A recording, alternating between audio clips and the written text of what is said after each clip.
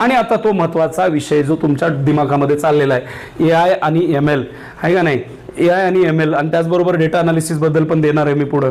काय असते नेमकं artificial intelligence and machine learning? ही एक ट्रेंडिंग ब्रँच आहे, लक्षात घ्या. पॉलिटेक्निक मधला एक महत्त्वाचा मुद्दा या ठिकाणी मी एक्सप्लेन करतोय आपल्या सगळ्यांच्यासाठी. काय आहे नेमकं AI आणि ML branch? Artificial intelligence and mechanical learning he trending branch आहे. इथं काय शिकवलं जातं नेमकं? पायथॉन प्रोग्रामिंग शिकवली जाते. लक्षात घ्या, काय शिकवलं जातं?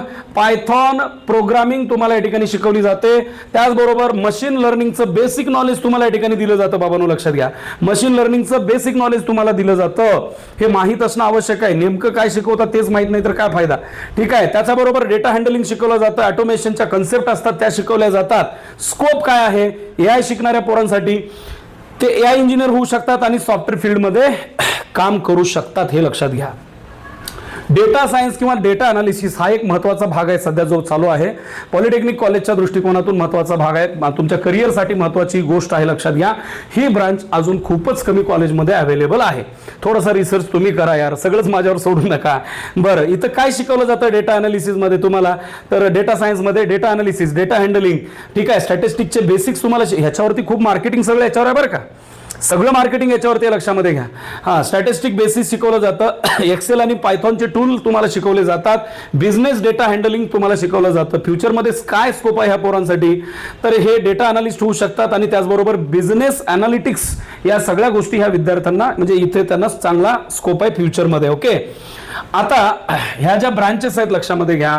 AI आणि डेटा सायन्सेस वर्सेस कम्प्युटर आणि IT, हे जे मी तुम्हाला दिलेलं आहे ना, तुमच्या डोक्यामधलं सगळं म्हणजे विशेष क्लिअर कट होऊन जावा, हे म्हणून माझा म्हणजे पर्पज आहे की बाबांनो, आता तुमच्या मनामध्ये कुठल्याही प्रकारचा प्रश्न शिल्लक राहू नये. आपण काय केलेलं आहे इथं?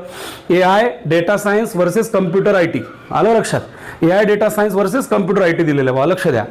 AI आणि मशीन लँग्वेज, मशीन लर्निंग, हां ठीक आहे. 1 2 3 4 चारही तुमच्या समोर कम्पॅरेटिव्ह आहे. बघा, तुम्ही डिसिजन घ्या. स्कोप काय आहे? हे फ्युचर टेक्नॉलॉजी आहे AI आणि ML, ठीक आहे. तर डेटा सायन्स हे डेटा प्लस IT सांगतं. कम्प्युटर इंजिनिअरिंग हा स्ट्रॉंग बेस आहे आणि IT हे सॉफ्टवेअर फील्ड आहे, लक्षात घ्या. अवेलेबिलिटी साधारण काय आहे याचे? बरं का, AI आणि मशीन लर्निंग हे जे आहे याच्यामध्ये लिमिटेड गव्हर्नमेंट कॉलेजेस आहेत, व्हेरी लिमिटेड. डेटा सायन्ससाठी तर अत्यंत कमी, व्हेरी लिमिटेड अवेलेबल आहेत. कम्प्युटर इंजिनिअरिंग ऑलमोस्ट एव्हरीवेअर, सगळीकडे अवेलेबल आहे. आणि IT सॉफ्टवेअर फील्डमध्ये कामाला येतं आहे. मेनी कॉलेजेस म्हणजे महाराष्ट्रातल्या बऱ्याचशा कॉलेजेसमध्ये तुम्हाला हे ब्रँच अवेलेबल आहेत, लक्षात घ्या. सो एनिवे, नक्कीच तुम्हाला आमचा व्हिडिओ आवडला असणारच आहे, त्याच्यात काही विशेष नाही, तुमच्या 100% कामाचा होता. तर जर आवडला असेल तर नक्की आमच्या व्हिडिओला लाईक करा, व्हिडिओ सगळीकडे शेअर करा. नवीन असाल तर चॅनलला सबस्क्राईब करायला अजिबात विसरू नका. तर माझ्या प्रिय विद्यार्थी मित्रांनो, मी मुरलीधर गवळी आपल्या सगळ्यांची रजा घेतोय MG सायन्स सिम्प्लिफाईड अँड को एज्युकेशन या चॅनलच्या माध्यमातून.